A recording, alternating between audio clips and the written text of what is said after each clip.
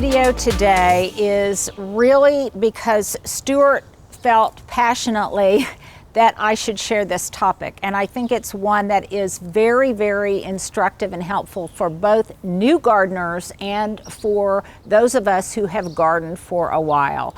And that is, we're going to talk about 10 tips for lower maintenance gardening. I didn't say low maintenance, but lower. There's a way we can kind of take down the labor intensity of our gardens by just a few notches.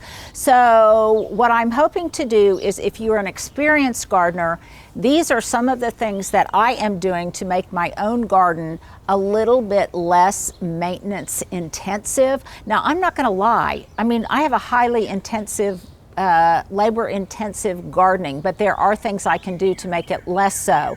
If you're a new gardener, then really pay attention, because what I hope to do, I mentioned this in my book, I want to flatten the learning curve for new gardeners. There are so many tips that I'm going to share today that I wish I had known when I started my own garden years ago. Now that I know better, I do better. So let's go through this list of 10 things that will make your garden a little bit less labor intensive. Starting with my number one recommendation and tip for advice, and that is, instead of using lots of annuals and perennials for your seasonal color, rely more on blooming shrubs, because they will bloom. For example, this gorgeous Weigela, it will bloom as long as any perennial, if not longer, would bloom, but it takes up a lot more of the landscape. I don't have to have as many perennials, which means I don't have to plant as many perennials, divide as many perennials, deadhead as many perennials. And more importantly, it is so dramatic. It's a great pollinator, as are most blooming shrubs. So whether that's a hydrangea, whether it's maybe a drift rose or a carpet rose, any kind of viburnum, any kind of blooming shrub you can imagine, I highly recommend that you replace some of your normal seasonal color that's a lot more maintenance heavy with a blooming shrub. And the other tip is, if you say, but it might take up too much room and you still like to plant things underneath it, then do like I do and limit up. Then you can still have that layered look. And you can see this needs a little bit of work, but you can still get that layered look. I talked about this at some length on Thursday when I did a QVC segment, because I'm starting to have some flowering shrubs in my Vater signature garden collection. One of them, for example, it's not blooming now, but this is a Prince Charming butterfly bush that will not only attract pollinators, but it will bloom in this gorgeous cherry, deep pink, kind of a cerise pink, reddish pink, at a time of year when other things aren't in bloom. And I think that's really important. Plus, I just love the fact that it's got attractive foliage, as do most blooming shrubs. So instead of, in this kind of messy area I've got right here, that you can see is kind of in the process of being reworked, I've got things that have gone to seed. I've got some poppies. We had to do some maintenance work in this area. But once these poppies bloom, I am going to replace this area with these perennials that I've got, and I'm going to put in a couple of those blooming butterfly bushes, the Prince Charming, and I'll make sure to put a link. Now, the other reason I like it is some of these blooming shrubs will rebloom, and I am hoping that this one will spit out some blooms later in the season, late in the summer and early fall, when this buddleia bush, which will put out those gorgeous blooms, in exactly the same color. So I'll have this fabulous color echo, and it will consume this space, and I won't have to reseed whatever it was I was going to plant here, or trim it, or cut it back. So that is my number one. My number one trick is replace labor-intensive annuals and perennials with blooming shrubs. Now let's move on to my next tip. Well, here is my number 2 tip for lower maintenance gardening. Plant things that don't require lots of deadheading. Now, this beautiful Weigela that I showed you, once it finishes blooming, I don't have to do deadheading on it at all. It will just kind of self-clean and it'll be beautiful regardless of any effort on my part. But things like my beloved geraniums, they do have to be deadheaded, and deadheaded regularly by pinching off or cutting off the dead blooms so they will put out new blooms. You have to do this also with perennials, with annuals, and with some selective shrubs. So that would be my number 2 tip. If you don't want to spend lots of time in the garden, Stuart, you look like you're about to say something. I have a question. Okay. Because this is something that I always wonder if I'm doing right or wrong when I pinch something off. Can we pinch another one off and I actually see better? The leaf was blocking. I couldn't see where you pinched it. Okay, let's pretend then. I feel like when I pinch, I try to get near the bottom, but it's okay to just almost, it's kind of like ripping more than it is cutting. You can do it farther out like this, but then you're going, let's pretend like this is a bloom. Okay, you could do it farther out like that, but then you've got this kind of stub that will turn brown. So typically, you want to pinch it off as close to the stem as you can. Here's another leaf that is less than its best. I guess the question would be if it's not a perfect pinch. And it doesn't matter. It doesn't matter. You are performing the same benefit, so it really doesn't matter. It's more whether or not you're as fastidious a gardener as I. For example, see here. This is where something was pinched before and I didn't take the stem off, so then it's got this dead wood. So there. Okay, so that is my number 2 tip, fewer plants that need to be deadheaded. Now let's move on to number 3. This is a biggie, you guys, and this is definitely something that I wish I had known early on. Now, I love my boxwood hedge. I love boxwood in general, and topiaried or boxwood balls and clipped boxwood in particular. But I wish I had known this at the outset, and that is sometimes plant a hardscape version of something that you have as softscape. And so you're probably thinking, what does she mean by that? Well, had I known how labor intensive it would be for me to keep my boxwood hedge beautifully pruned, healthy, bug-free, and really looking its best for the majority of the year, I don't know that I would have planted it. So what would I have done instead as a hardscape option? I probably, if I wanted this same form and this same beautiful shape, what I could have done were a number of different things.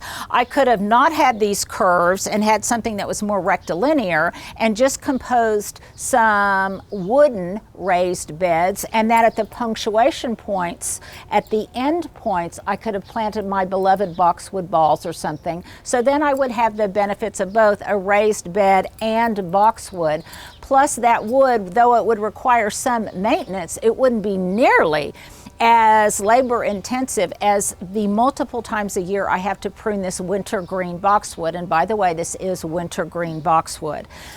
What I probably would have done at the time, if I could have afforded it, and I don't know that I could have, I would have probably done this a similar shape, but with a small wall, just a small stem wall made of stone, flagstone that matched the stone on my house, or maybe brick with a cap on it where I could set my harvesting baskets and my tools and things, and then again probably have the beautiful boxwood circle in the center, and then my punctuation points with boxwood to give the allure and the beauty of the qualities of boxwood that I love so much. But I wouldn't be a slave to pruning as I am right now. You can see I've got out my tarp because I'm getting ready to prune this central section of the boxwood, which by the way is recovering nicely. Yeah, it really is recovering nicely. I'm so pleased.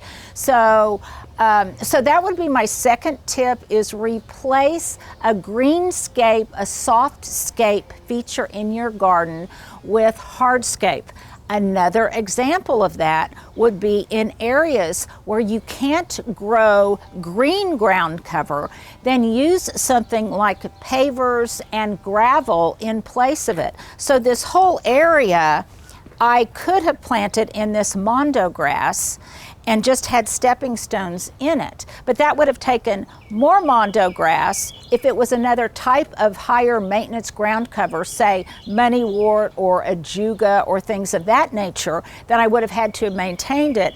But simply by just doing that very natural, organic, be careful, Stuart, don't back into something, flagstone and gravel, I don't have to maintain that area. And that's what I did in front of my bench that you guys have seen many times, where I did that herringbone pattern of brick as kind of a throw rug where there used to be ground cover. So that's another example of this principle of replacing a softscape element with a hardscape element, and that's a very good thing to know if you're a new gardener just starting out.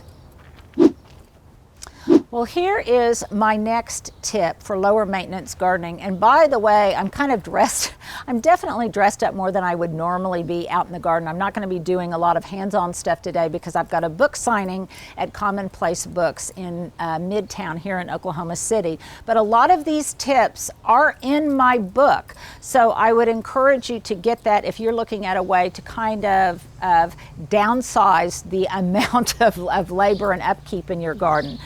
So this next one is hard for me, but I am definitely embracing it, and that is have fewer container plantings.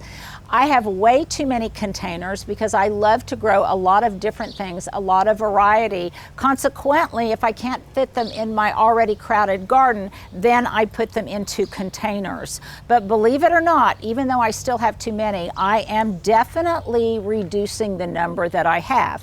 Case in point, I had some friends over last night. It was an absolutely beautiful evening. We had wine and appetizers in the garden, and as they were touring the garden, my friend said, oh, her olive tree had died. And I said, oh, well, I have extras to share. I've got several olive trees. So I said, why don't I give this one to you? It was a little bit too heavy to gift her at that point in time, but Hubs is going to take it to her later in the day. So that is one example where I just have multiples of too many things. I love the look, but honestly, I have neither the space nor the time anymore to maintain all of them. So I'm reducing the redundancy of plants that I have in multiples. And by the way, yes, Stuart, this pineapple guava is absolutely incredible. And I have 2 of these. Maybe if you can pry my hands loose, maybe I'll give you one of these. This is a Southern Living plant. I love it, and doesn't it look scrumptious with the olive tree? So that's another thing that I'm doing, is I'm just reducing the amount of container plantings that I have, and reducing especially the number of containers that I have that just contain seasonal color that isn't as long lasting. So the things that I do have in containers tend to be things that don't need to be replanted year after year. So that's another idea, is just reduce the volume of container plantings that you have. Well, one thing Stuart always does for me is to remind me when I haven't asked the question of the day. And the question of the day is, what are your best tips for reducing the amount of maintenance in your garden? Knowing that we as gardeners love to be outside. We love a certain amount of upkeep and grooming and clipping and garden hygiene, but at a certain point it just gets to be too much, especially when temperatures rise. So I want to know what your best tips are. Make sure to put your zone in the comment below and let us know what you do to reduce the amount of labor and upkeep. Okay, my next tip with these kind of as an exception is reduce the number of plants that require staking. And you guys know, depending on where you live, what things require support and what don't. Now, this was one of my gardening risks worth taking. The poppies weren't coming up in my garden beds, so I just sprinkled some in these containers that at one time were absolutely gorgeous with blooming tulips. And I just sprinkled it in the pots when the tulips were still in bud and in bloom. Now, these gorgeous pepperbox breadseed poppies. These have buds on them. They're going to be absolutely beautiful, but I know that they're going to need some kind of staking. Now, in this case, this is it is equally as ornamental as it is functional. These are those columnar plant supports that I have in my QVC line. This actually was the inspiration for these beautiful supports. These were just 50 cents in plastic. Some of these are broken and and probably won't last too much longer, but I got these at a hardware store. The reason these are inside these containers instead of one of my more beautiful ones is because these were already pretty large by the time I remembered that I needed to stake them, which took some time. It took some finesse and some dexterity not to crush the blooms. So other things that require staking for you might be, I don't know, large sunflowers, lilies, some larkspur, depending on whether or not you get heavy rains. It really just depends on what your environment is and what kind of wind you have, heavy storms, things of that nature. So, for example, you could plant peppers in your vegetable garden that wouldn't require a lot of staking instead of, say, tomatoes, which typically do. So when you're selecting your plants, you might want to opt for things that won't flop and need to be staked, because it does require time and attention and a little bit more commitment to your garden to stake things at the appropriate time. Now let's move on to another tip. Well, I think, Stuart, are we on tip number 6? I'm not sure. So if I've lost count and my numbers don't correlate with what I'm showing you, then just forgive me. But the next tip is going to be, if you love plants that bloom from bulbs, then you might want to plant bulbs that require just a one-time planting, and they will come back year after year. Obviously, you want to make sure that you give them the planting conditions that will ensure their longevity and their repeated bloom. But for example, I plant 1,000 tulips every year. Instead of that, I could plant things like daffodils, crocus, mascari, bluebells, or even these absolutely gorgeous alliums and some iris that come back year after year. I don't have to replant them each fall. These are very reliable and they will come back without me having any, to do it. They just come back like magic every year. So if you're into bulbs, then you might want to consider planting bulbs that you don't have to repeat plant every fall. Let's move on to the next tip. Linda, don't stop planting tulips. I promise I won't.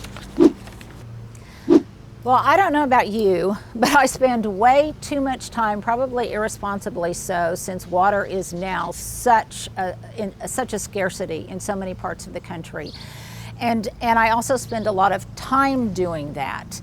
And I think that if we start concentrating more on planting drought-resistant varieties, things that don't require nearly as much water, we save not only water, but a lot of time. So for example, in my own garden beds, I love the use of sedums. This is sedum Autumn Joy and sedum Pure Joy. And in addition, I've just started growing some guara in the back, or gara. Autumn Joy is this one? This one is Autumn Joy, Okay. Stuart. This Sure one right. is Pure Joy, and I love the tiny little serrated leaves. But in addition to these succulents, the other things that don't require a whole lot of additional watering and actually prefer not a lot of additional watering, and that is the allium. And I've also got some red dragon growing up through it. It doesn't require a lot of water either. And the sunshine ligustrum from Southern Living Plants, that has gotten established. It doesn't require a lot of extra water once it gets established. The other thing is, of course right now I'm absolutely enthralled by the iris because they look so beautiful. Look, there's another one over there, Stuart, that's getting ready to bloom. Oh, I see. But iris, I think, can be a little bit high maintenance because they require division. While they don't require a lot of water, they do require division, and I don't think they last real long. So that's kind of that's another consideration. Other drought-tolerant plants would be like the rosemary that I like to grow in pots, the olive trees that I like to grow in pots. Those don't require daily watering, as a lot of our other container gardens do. So that, I think, was my 7th tip. Don't hold me to it if it's not. And that is plant varieties. Oh, let me point this one out too. This is, what is this, Stuart? This is it's a huge Rudbeckia. Rudbeckia maxima, I believe. I got this at Bustani. It's got that beautiful blue-gray foliage that I love, and it also is very drought tolerant and looks great with those iris, and also with the sedum in front of it, because it's all that blue-gray foliage, which is another kind of tip. A lot of times if you see something, Nepeta is another example that's got that blue-gray foliage, quite frequently those are drought-tolerant plants. Now let's move on to my next tip. This is both a design tip and also, I think, a recommendation on making your garden a little bit lower maintenance. And that is identify, select, and plant what I consider to be backdrop plants. Now, even in my small garden, I love the effect of layering, and I love the idea, I'll talk more about this in a future video on design tips, but I love the idea of feeling very much like when I'm sitting in my garden or walking through the garden, that I am at the bottom of a bowl that still has good air circulation, but nevertheless, I'm at the bottom of a bowl. Stuart, does that make sense to you? You gave me an expression like... I thought it was very... So in other words, it's nice. Higher along the edges, and then gradually through layering and through very specific plantings, I'm able to gradually bring it down to things that grow in the foreground, front of the border plants. So for me, when I built this garden, I identified what for me at that time was a good, tough, reliable plant that wasn't fussy and that would stay largely evergreen throughout the year. Now for me, that was just regular old Nandina. I know that lots of people have hesitancies because it's invasive in some areas. It may not be your plant of choice, but for me, it works pretty brilliantly, and I love the fact that I cut from it. It's got great texture to it, and it provides just a beautiful backdrop here, an illumination for things like this wonderful rose I've got in front, this abelia, and other kinds of things. So that it also takes up a good deal of real estate in my garden, that if I had to dedicate it to things like perennials, roses, anything like that, those are much higher maintenance. These just are handsome, they're good looking all year round, and they require minimal upkeep. So that would be my next tip, is if you want that beautiful layered look, then start looking around, asking your friends and neighbors, calling your extension center, and identify really good, functional, beautiful, four-season interest backdrop plants. Now let's go on to the front yard for my next tip. Well, here is, I think, a very, very important tip, because we get so, I think, just fixated on what we have done in the past that we don't think outside the box about what we can do to change our gardens to make them more low maintenance. And here is kind of an epiphany that I had about my own garden spaces. I love the look of clipped boxwood. I think it's absolutely beautiful, and I still have and probably always will have lots of clipped boxwood. But in the front yard, as I started realizing that it was such a good environment to grow lots of self-seeders, like the columbine, like the foxglove, like the feverfew, and pansies, things like that, I decided that I loved this softer, almost kind of a meadowy wildflower bed look to it. Does that make sense, Stuart? Makes sense, yeah. Okay, so right now it's very fluffy. It's got maybe more of a cottage garden feel at this point in time, not necessarily all throughout the year, but at this point in time, it has more of a cottage gardeny feel. And what I have found is, given that, I like also the boxwood looking a little less rigid and circular and a little bit blousier. So what that tells me is then I will not prune them as frequently. I want them to keep a loose, globular, spherical form, but it doesn't have to be really rigid and tightly clipped as in a topiary. So I'm gonna let this grow out a little bit, and I guess the tip would be I'm rethinking my own garden style for it to be in the front, maybe a little less formal, even though I have irregular bed lines and even though there's not a lot of symmetry. When the boxwood and the topiaries are extremely well clipped, it still gives it more of a formal air and more rigidity. So by changing my style to something that was a little bit looser, a little bit more natural looking, and more receptive to self-seeders, then I can take myself away from the front yard and just enjoy it without constantly being here with my clippers in hand. So I think that's another tip that's maybe not quite so intuitive, but consider changing your garden style based on what your garden is doing at the time and what looks most beautiful and how you're enjoying it. I think for me, that has been the most almost kind of an existential kind of thing. So again, don't forget to answer the question of the day. What has been the most important low maintenance thing that you've done in your own garden? And I've got one final little tip. I don't know if I've done 10 or if this was my 9 and I've got one more to do, but I've got one final and very, very important little low maintenance tip. This is very much a no-brainer tip, one that you guys already know, I'm sure. It's just constantly reminding ourselves to practice it. And that is, if you identify a weed, pick it immediately before it gets too large and establishes a root system that makes it difficult to pull, and regardless of how small they are. And remember, anything that's growing where you don't want it to grow is a weed.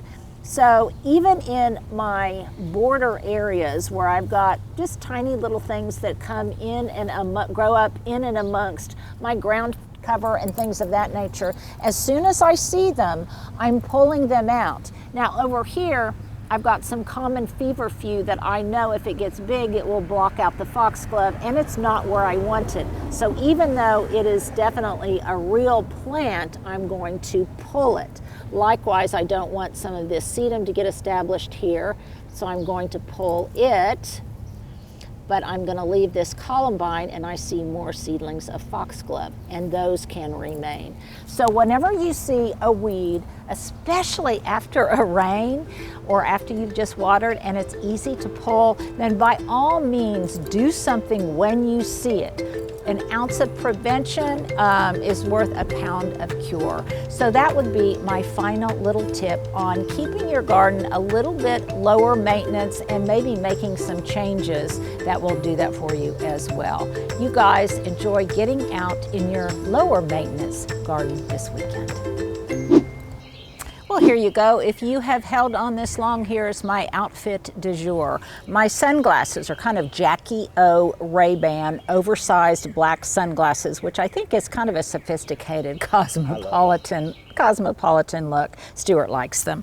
My jacket, this was a great Goodwill find, you guys. I got this. It's Isaac Mizrahi for Target, and I did get it at Goodwill, and I think it's so fun, especially this time of year when it's cool in the morning and it's warm in the afternoon. My top is just a loose linen sleeveless top. This came from my little shop in the Paseo called Eden. My belt is one of those wonderful, inexpensive elastic belts that I got off of Amazon. They come in a set. I think I don't know if these are on my Mother's Day list, but they're definitely on my Amazon shopping list. I've worn them a lot this spring. My breeches are Abercrombie and Fitch. Boy, that's hard to say. I'm having trouble with my words this morning.